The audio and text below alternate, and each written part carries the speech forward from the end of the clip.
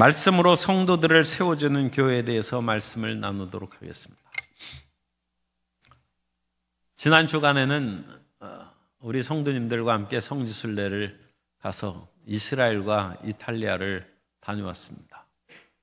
여러분들의 기도와 모든 후원으로 말미암아 평안하고 안전하게 모두 잘 다녀오게 되었음을 감사를 드립니다.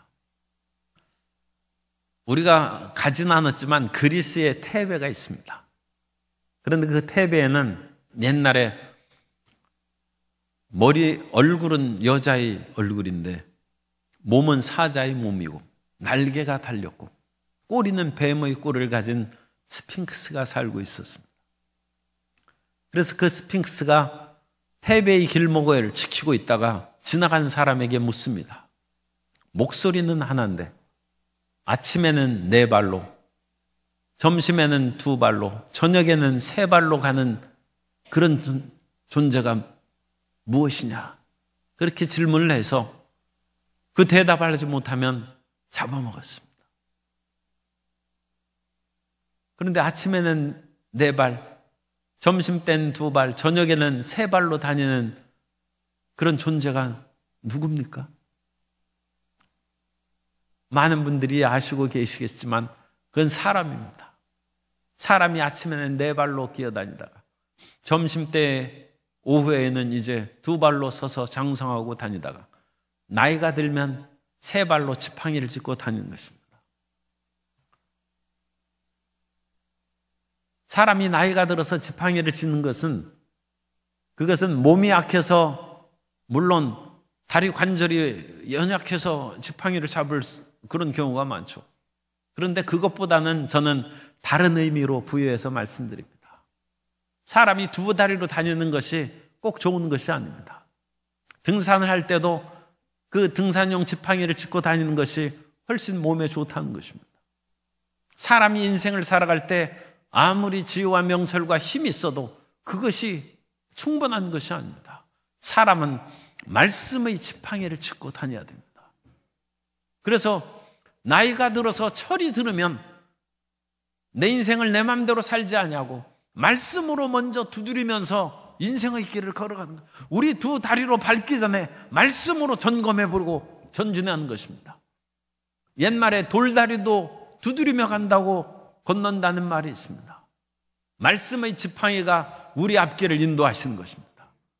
그러므로 하나님의 말씀으로 우리가 세워지고 하나님의 말씀으로 이 세상을 이기며 살아가는 성도 여러분이 되어야 되는 것입니다. 그래서 말씀으로 세워진 교회. 교회는 어떤 일을 행하는 교회입니까?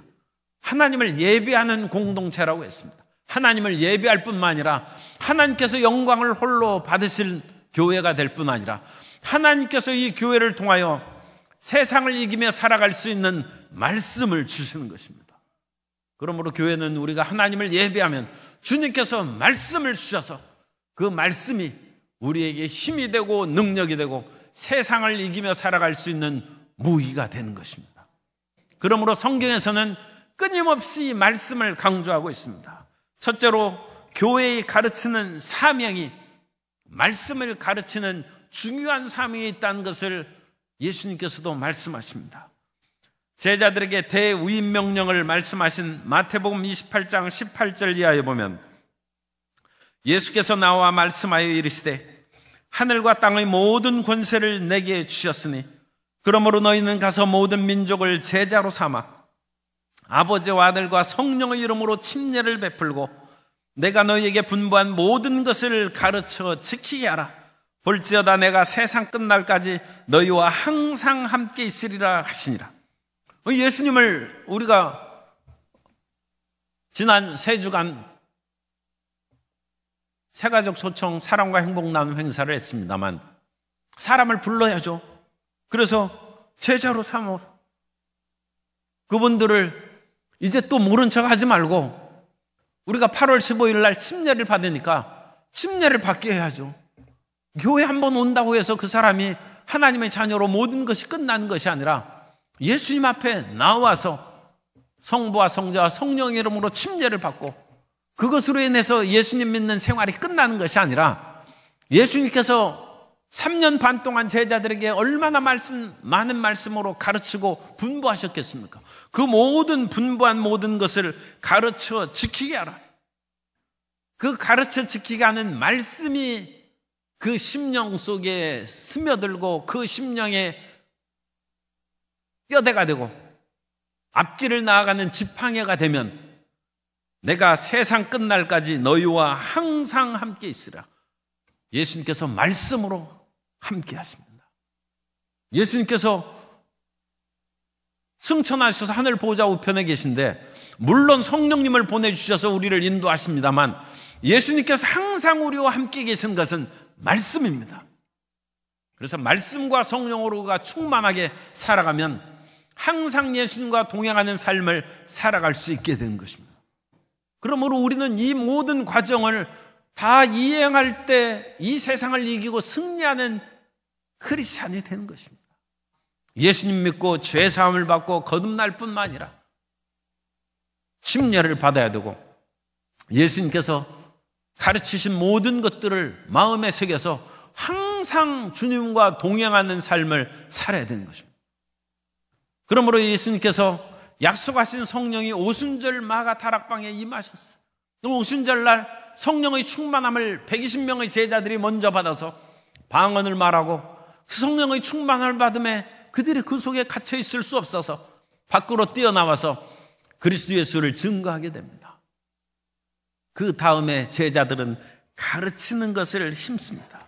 사도행전 2장 42절에 보면 그들이 사도의 가르침을 받아 서로 교제하고 떡을 떼며 오로지 기도하기를 힘쓰니라. 오직 기도도 중요하죠. 그러나 사도들의 가르침을 받아 서로 교제하고 가르침이 있어야 돼요. 말씀의 가르침이 있고 그 말씀을 통하여 기도하는 성도 여러분이 되어야 됩니다. 기도를 어떻게 하나 고민하는 그런 분들도 계신데 기도하기는 어렵지 않습니다. 성경을 읽으면 기도가 나옵니다. 말씀을 읽으면 기도가 나옵니다. 그러므로 항상 성경을 읽으면서 기도하셔야 돼요. 그리고 성경을 읽으면 자기 자신에게 부딪히는 말씀이 있어요. 그러면 그 가슴 속에서 진실한 기도가 솟아오르는 것입니다. 그냥 무작정 기도하는 것이야. 그냥 무작정 기도하면 내 생각으로 기도하는 거예요.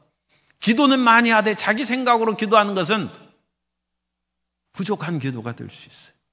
그러나 하나님의 말씀을 가르침을 우리 마음 가운데 되새기며 기도하는 것은 능력이 있고 응답이 속히 우리에게 다가오는 것입니다. 그래서 사도 바울이 예수님의 사도들이 그 말씀을 증거하고 가르치며 기도하기를 힘쓰고 사도행전에서는 내 복음을 증거하고 가르치는 것이 계속 반복되어 나옵니다. 예루살렘에서도 끊임없이 가르치는 말씀이 진행됐습니다. 사도행전 5장 42절에 보면 그들이 날마다 성전에 있든지 집에 있든지 예수는 그리스도라고 가르치기와 전도하기를 그치지 아니하니라. 예수는 그리스도라고 예수는 그리스도라고 믿는 것뿐만 아니라 예수는 그리스도라고 가르쳐야 됩니다. 예수님이 그리스도인 것을 가르치려면 그것은 구약 성경의 그 모든 메시아의 약속이 이 땅에 마리아의 아들로서 육신을 갖고 태어난 예수님이라는 것을 가르칠 수 있어야 돼요. 예수님은 인간 예수님을 말하는 거예요. 그리스도는 거룩한 신성의 하나님의 아들을 말하는 것입니다. 그러므로 예수님과 육신으로 보는 그 예수님이 구약에서 이미 여러 번 말씀하셨고 오직 예수 그리스도를 조명하기 위해서 모세의 율법이 있고 선지자의 가르침이 있고 모든 성문서의 가르침이 있다는 것을 증거하는 가르침이 예수는 그리스도라고 가르치는 것입니다. 그래서 그 마음에 예수님은 진정 그리스도라고 믿을 뿐만 아니라 예수님이 그리스도라는 것을 증명할 수 있는 그런 말씀의 실력이 있어야 돼요. 그걸 가르치는 것입니다. 그 가르침은 고린도 교회에서도 사도 바울이 끊임없이 가르쳐요.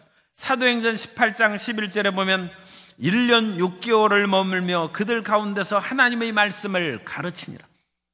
예수님이 그리스도라는 것이 믿어지는 것은 순간이죠. 그건 성령께서 역사하시니까. 그런데 예수님이 그리스도라는 것을 이성적이고 자기가 다른 사람에게 납득시킬 만큼 얘기할 수 있으려면 배워야 됩니다.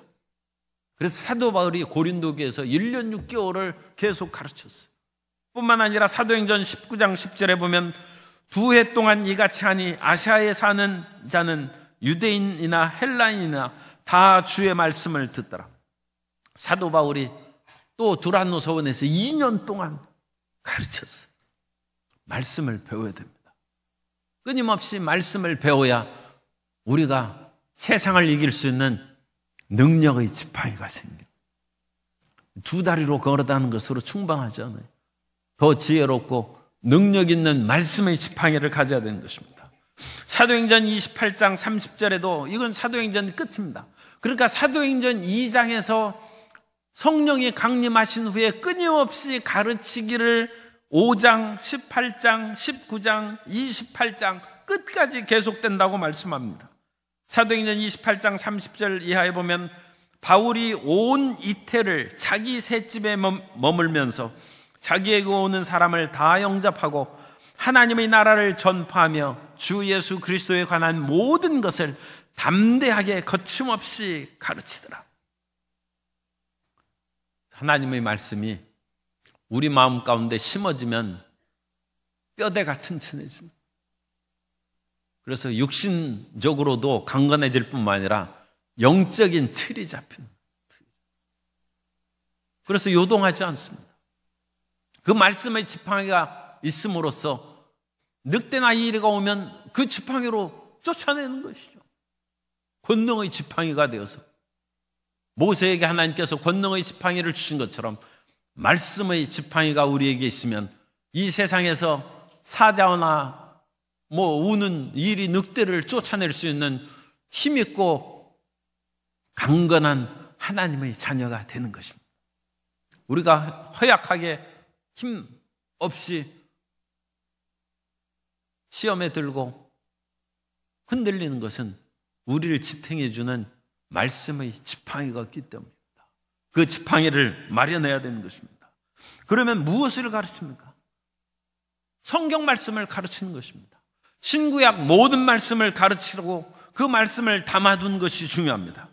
디모데후서 3장 16절 이하에 보면 모든 성경은 하나님의 감동으로 된 것으로 교훈과 책망과 바르게 함과 의로 교육하기에 유익하니, 가르치는 거에 유익하다는 것이다. 이는 하나님의 사람으로 온전하게 하며, 그건 우리가 비틀거리지 않아요. 온전하게 하며 모든 선한 일을 행할 능력을 갖추게 하려 합니다. 우리는 선을 행하고 싶어도 선을 행할 수 있는 힘이 부족해요. 유혹이 많고 자기 욕심에 사로잡혀서 그런 일을 못하는데, 말씀이 충만하면 그 일을 할 수 있고 우리가 온전하게 된다는 것입니다. 그러면 창세기로부터 요한계시록의 모든 말씀이 우리 마음 가운데 들어와야 되는데, 그 말씀이 우리 마음 가운데 다 들어오려면 시간도 많이 걸리고 힘들어요. 그래서 기초되는 골격을 가져야 됩니다.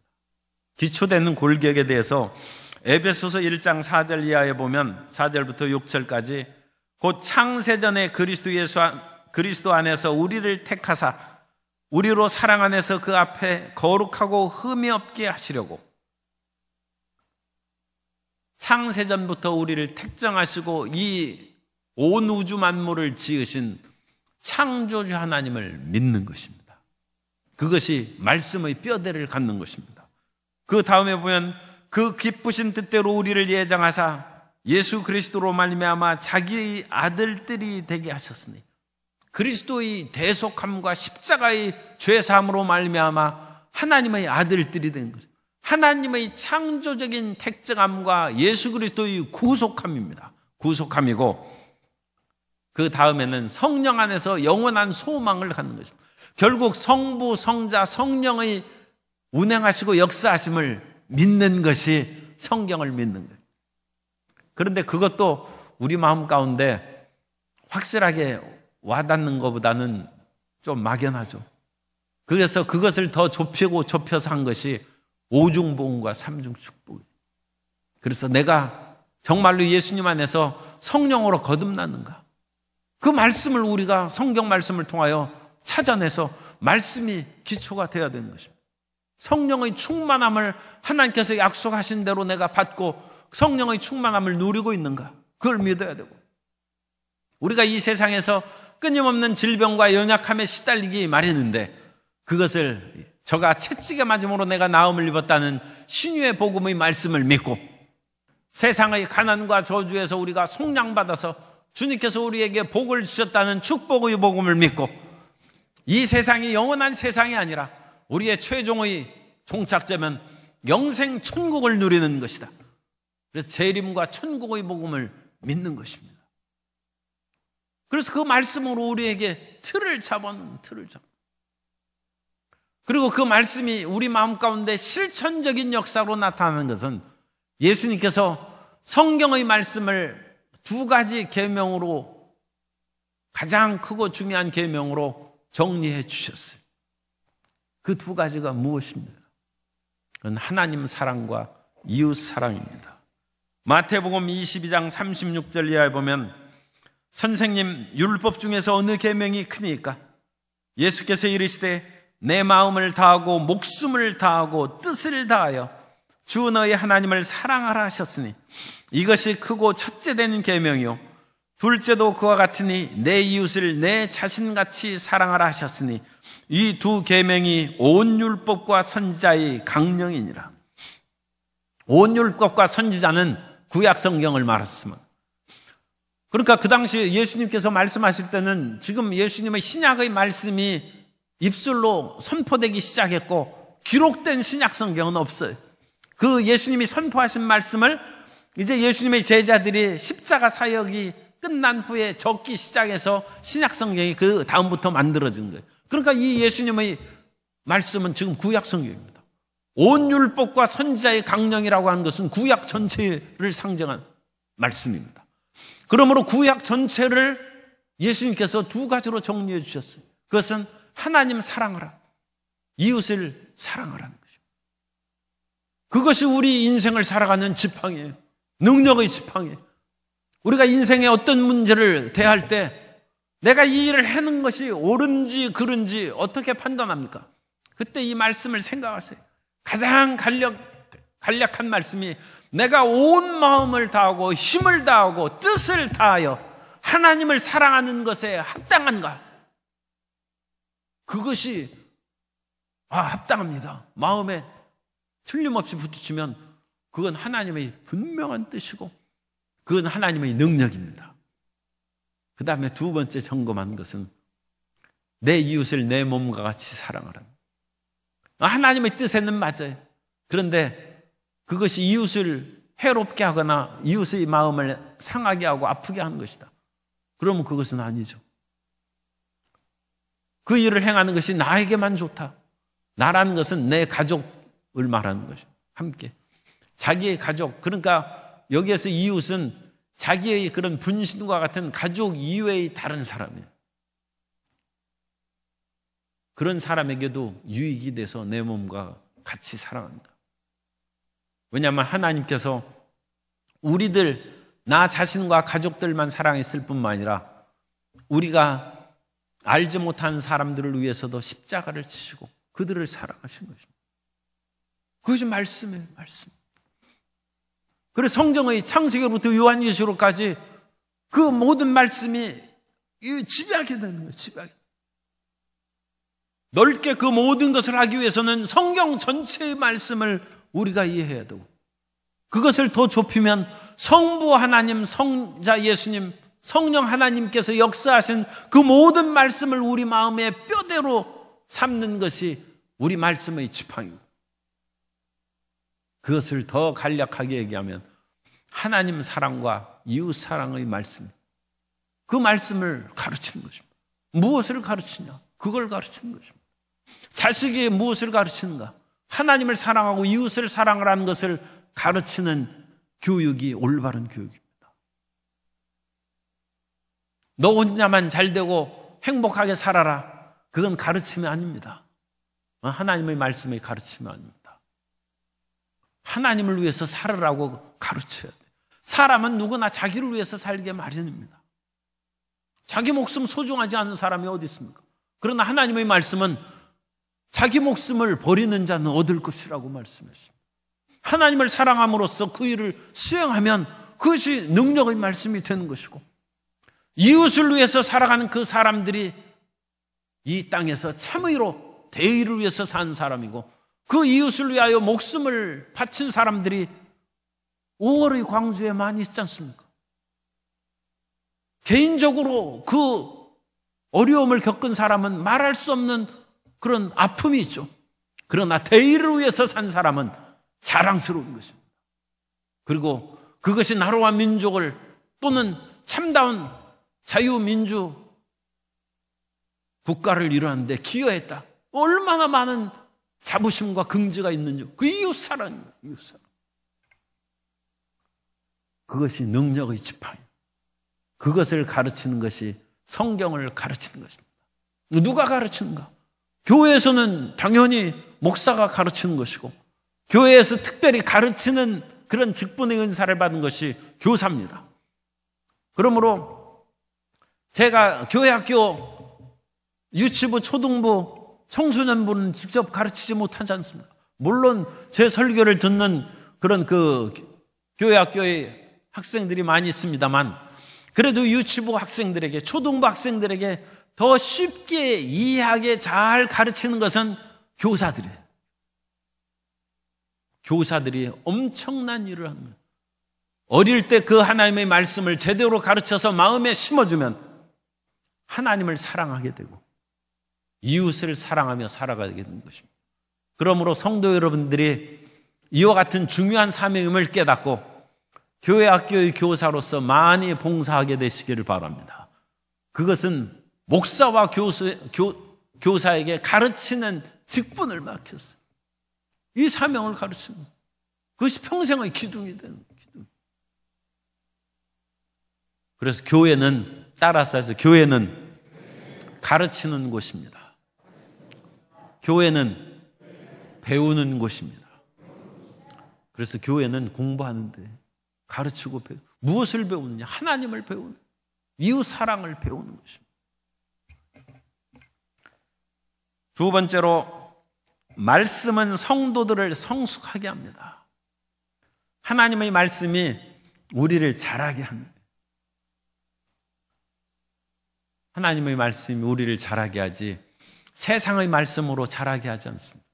세상의 돈이 그 사람의 영적인 성숙으로 자라게 하지 않습니다.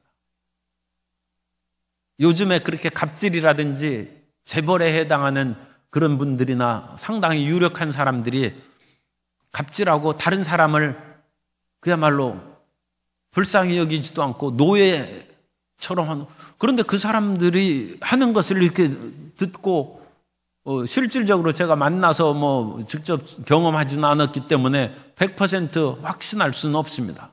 그러나 이렇게 보면 그 나타난 보도된 것으로 보면 그건 어린아이죠.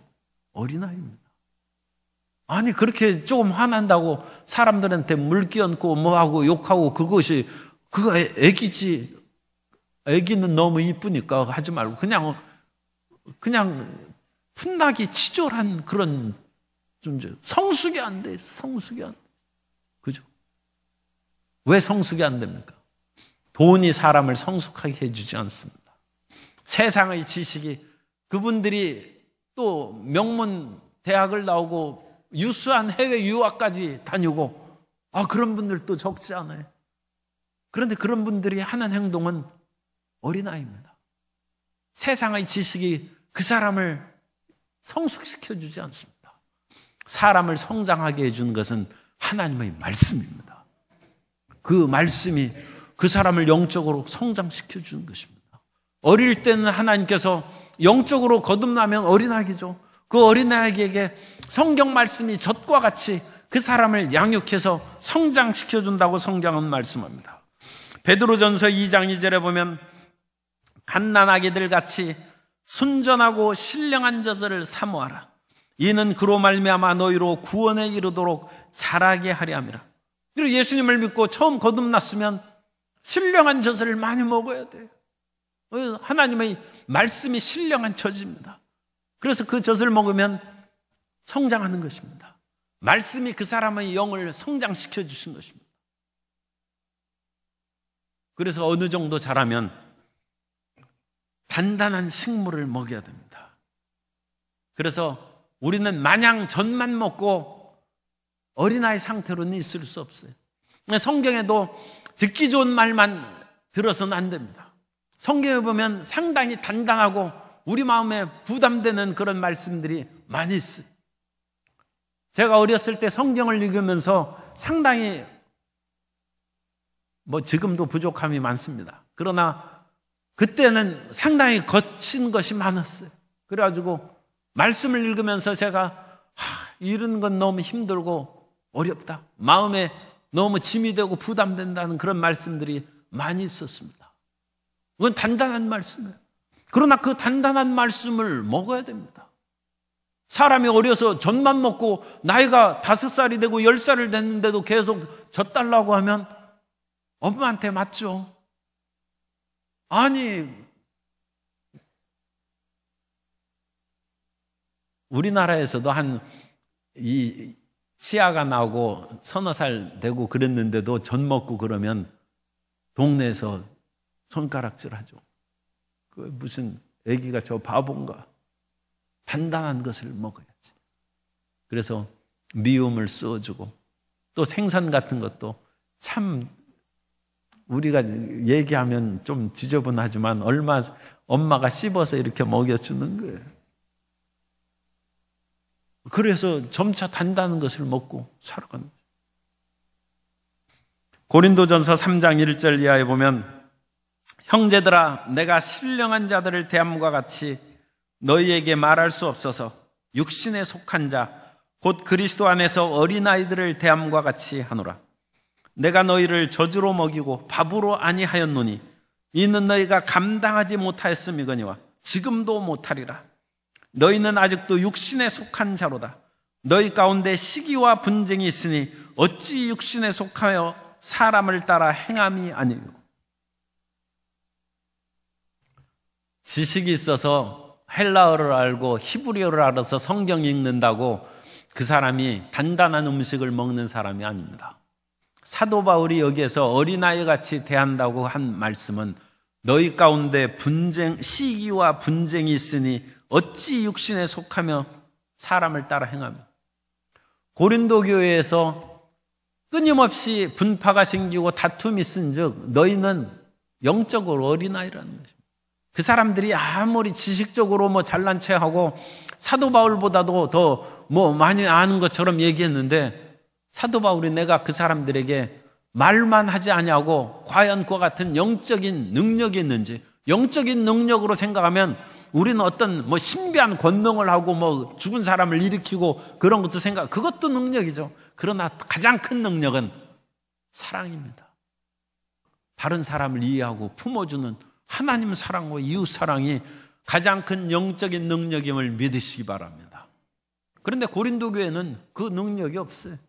그러니까 그 어린아이 같은 사람들에게는 단단한 밥으로 그것을 줄 수 없다는 것입니다. 이웃을 사랑하고 내 자신을 희생하고 원수를 사랑하라는 그 단단한 음식을 먹을 수 있겠습니까? 못 먹는 것이죠. 그래서 계속 젖이나 먹고 그냥 하나님의 은혜에만 매달리고 자기 자신의 그런 일들에만 신경을 쓰고 하나님의 나라 건설을 위해서 전혀 그 마음에 부딪히지 않는 어린아이 상태에 머무른다는 것입니다. 성경에는 어려운 그런 말씀도 많이 있습니다. 히브리서 5장 11절 이하에 보면 멜기세덱에 관하여는 우리가 할 말이 많으나 너희가 듣는 것이 두나무로 설명하기 어려우니라. 때가 오래되었으므로 너희가 마땅히 선생이 되었을 터인데 너희가 다시 하나님의 말씀의 초보에 대하여 누구에게서 가르침을 받아야 할 처지이니 단단한 음식은 못 먹고 젖이나 먹어야 할 자가 되었도다.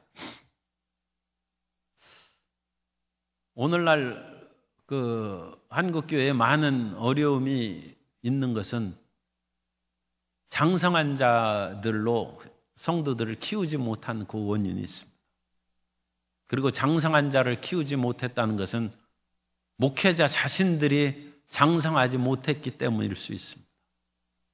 자기가 어린아기인데 자기보다 큰 사람을 교회에서 못 키우죠. 그래서 단단한 음식을 먹는 사람이 없어요.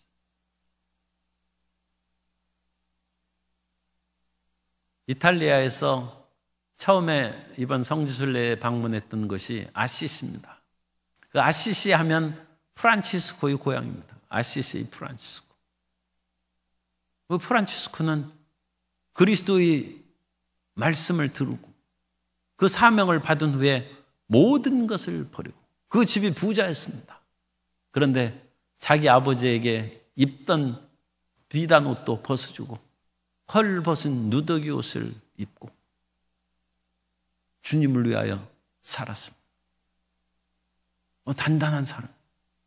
이 세상의 어떤 것으로도 그 사람을 유혹하거나 핍박하고 거꾸로 때리지 못하는 장성한 사람이었어요. 그곳을 가보는 거예요. 도대체 같은 사람인데 어찌 그런 사람이 이 세상에 있을 수가 있는가? 장성한 사람이 있는 그 집안은 튼튼하고 안전합니다. 집안에 육체적으로 막 키가 크고 힘 있는 사람이 있으면 집안이 든든하지 않습니까? 사람이 그렇게 아들 낳기를 원한 것은 아들이 이렇게 해가지고 힘 있고 하면 집안이 든든한 것이죠. 그런데 그것보다 더 단단한 것이 영적으로 그와 같이 성장하고 튼튼한 사람이 있으면 영적으로 유혹을 받고 시험받고 흔들릴 때 얼마나 힘이 되고 기둥이 되겠습니까?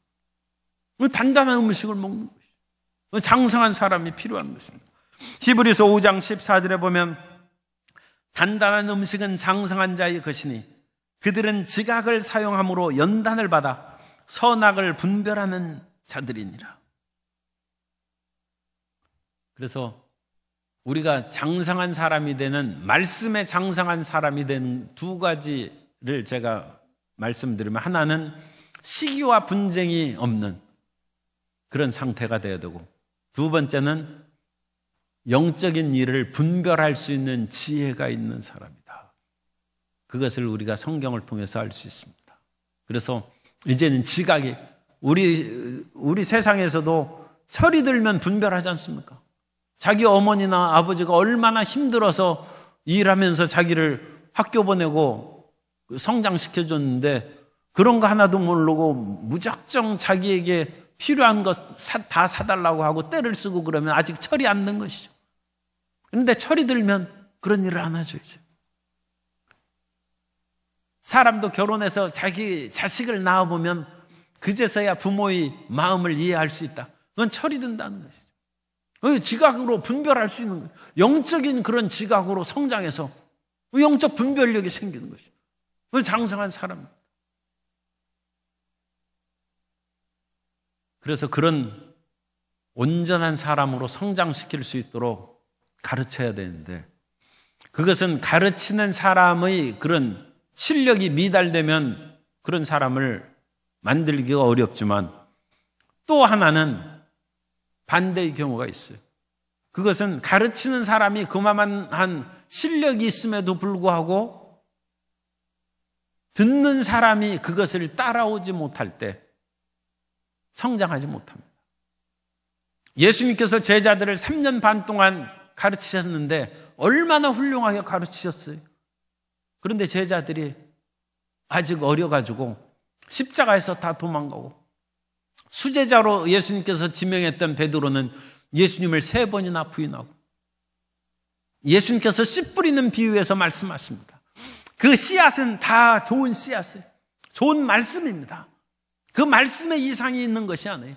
그런데 그 말씀이 길가에 떨어졌더니 그건 결실하지 못해서 새들이 와서 다 집어먹고, 돌짝밭에 떨어졌더니 그것도 결실하지 못하고 세상의 환난과 풍파가 다가오니까 싹이 나다가 금방 시험에 들어서 교회 안 나오는 것입니다.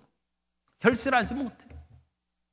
세 번째는 가시던 불에 떼어졌는데 거기에서는 잘 자라다가 세상의 염려와 재리의 유혹에 빠져서 사람이 너무 근심 걱정이 많으면 영적으로 성장이 안 됩니다. 하나님께 맡기고 근심 걱정하지 않는 성도 여러분 되시기 바랍니다. 너무 걱정할 거 없어요. 우리가 걱정해서 해결할 수 있는 것은 어떤 사람이 조사한 거로는 4%밖에 안 된다는 거예요.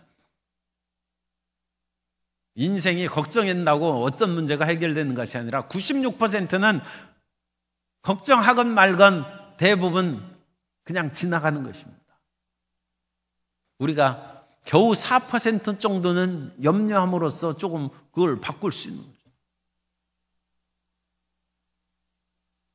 너무 근심하고 걱정하고 살지 말고 하나님께 기도하면 그것을 맡기고 그냥 평안하게 잠을 주무시고 태평하게 살게 되시기를 바랍니다.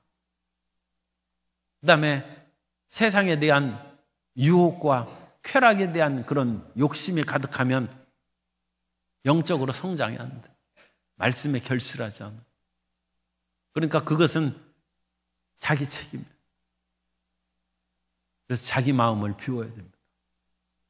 돌짝밭 같은 그런 마음, 단단하고 씨가 들어오지 못하는 그런 길가와 같은 마음, 세상에 대한 생각으로 꽉 차 있는 가시덤불 같은 마음, 그것을 제거해야 30배, 60배, 100배로 결실하는 그런 영적 성장과 발전이 있는 거예요. 우리 모든 성도님들은 결실하는 열매를 맺는 성도님이 되시기를 주님의 이름으로 축원합니다. 우리 옆에 계신 성도님을 축복합니다. 열매 맺는 성도가 됩시다. 그 열매를 맺고 계속 결실을 하는 거예요. 그리고 이와 같은 결실을 위해서 어릴 때부터 교육이 상당히 중요하다고 그와 같이 얘기합니다. 우리 교회에도 어린 자녀들이 교회에 많이 나오고 또 이 금요 비전 예배 저녁에 텔레비도 보고 놀아야 되는데 와서 찬양도 하고 율동도 해서 제가 얼마나 기쁘고 감사한지 말할 수 없습니다. 그런데 예루살렘에 가면 그 조그만 아이들이 그 율법의 그 모자를 쓰고 키파라는 그 모자를 쓰고 성경책을 들고 다닙니다. 왜 그 들고 다니냐? 아버지가 시켜서 그러는 것이죠. 그 어릴 때부터 교육을 시키는 거예요. 어릴 때부터 성경에 꿀을 발라서 성경을 꿀이 있으니까 할게 하는 것입니다. 그러면서 가르치는 것입니다. 하나님의 말씀을 꿀처럼 달다. 가르치는 거예요. 어릴 때부터 가르쳐야 돼요. 그러므로 장성에도 그 길에서 벗어나지 않는 것입니다. 디모데가 젊을 때부터 청년의 유혹에 빠지지 않냐고 사도 바울이 조력자가 되고 동역자가 되어서 그야말로 하나님의 훌륭한 위대한 일꾼이 된 것은 어머니한테 배워서 그렇고 그 어머니는 할머니한테 배워서 그렇다는 것입니다. 디모데후서 1장 5절에 보면 이는 내 속에 거짓이 없는 믿음이 있음을 생각함이라. 이 믿음은 먼저 내 외조모 로이스와 내 어머니 유니게 속에 있더니 내 속에도 있는 줄을 확신하노라. 에베소서 6장 4절입니다. 또 아비들아 너희 자녀를 노엽게 하지 말고 오직 주의 교훈과 훈계로 양육하라. 부모 책임이란. 디모데 같은 경우에는 이방인 아버지를 두었기 때문에 어머니가 가르쳤어요. 그래서 훌륭한 크리스찬이 되고 십자가의 군병이 되고 위대한 일꾼이 됐습니다. 그러나 많은 경우에는 아버지가 가르칩니다. 그래서 아버지가 자식을 노엽게 하지 말고 주의 말씀으로 그들을 훈계하고 가르치는 거죠. 그러면 그 이후에 지각이 들고 철이 들면 자기 스스로 성경을 읽고 열심으로 나아갈 수 있는 것입니다.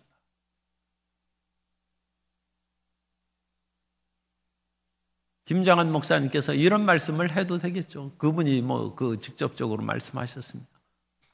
그 자녀들이 그 어머니가 이제 미국 분이니까 약간 따돌림을 받고 잘 적응을 못했어요.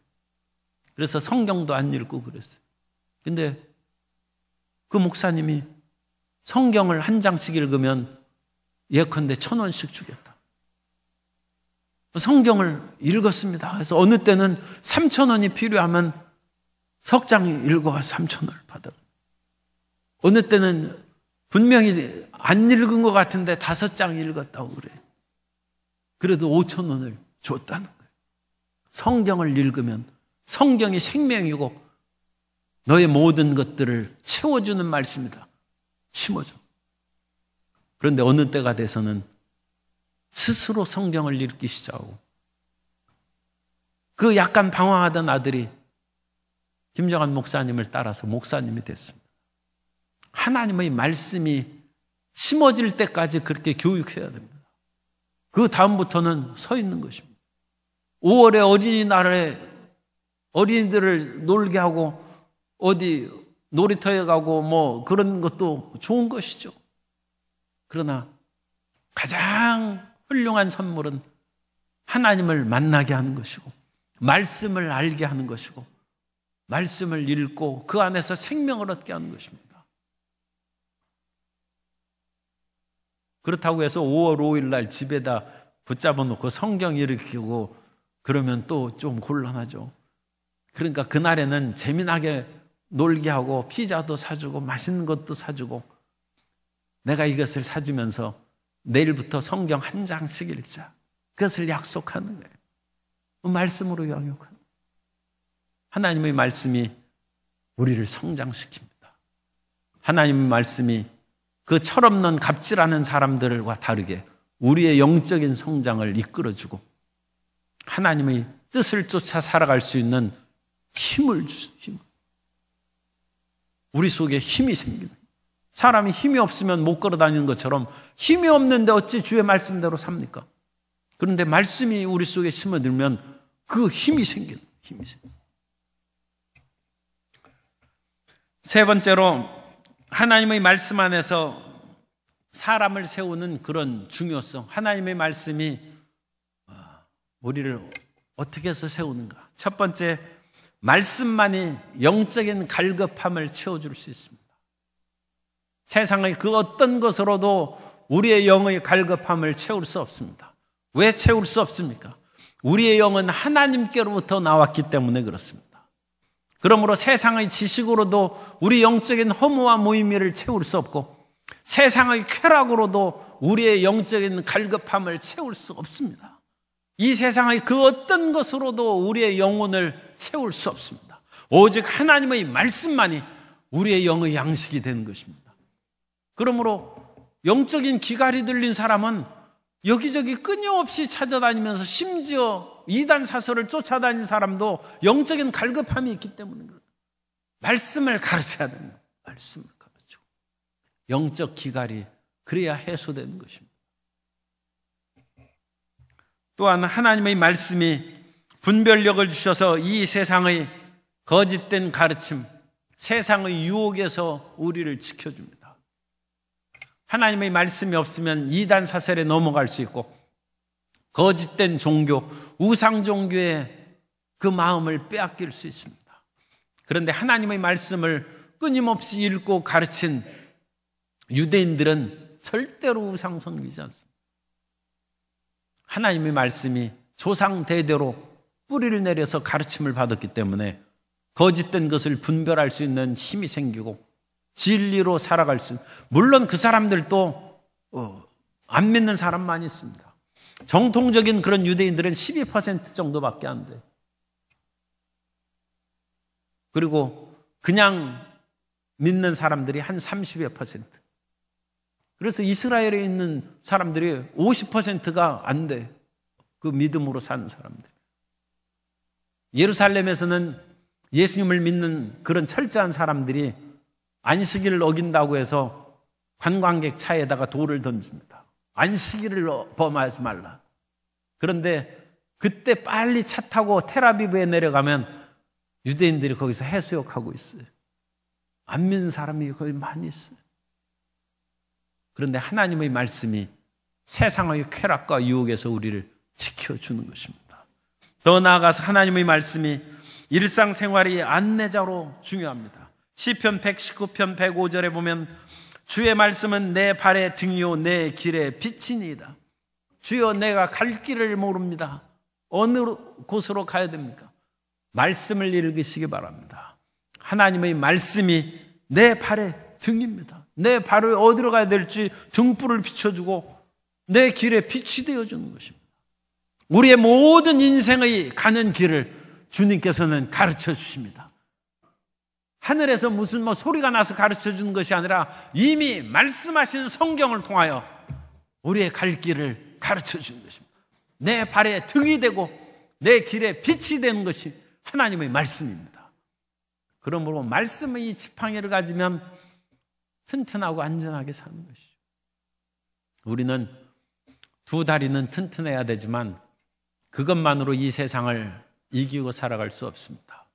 말씀의 지팡이를 가지고 세상을 이기며 살아가야 되는데 하나님의 말씀이 끊임없이 우리 마음 가운데 새겨지고 힘이 될 수 있도록 성경을 읽고 묵상해야 됩니다. 마음이 공허하고 외로우면 저 멀리 어디 꽃구경이 나갈까 그렇다고 해서 채워지지 않아요. 하나님의 말씀이 우리의 마음을 채워주는 것입니다.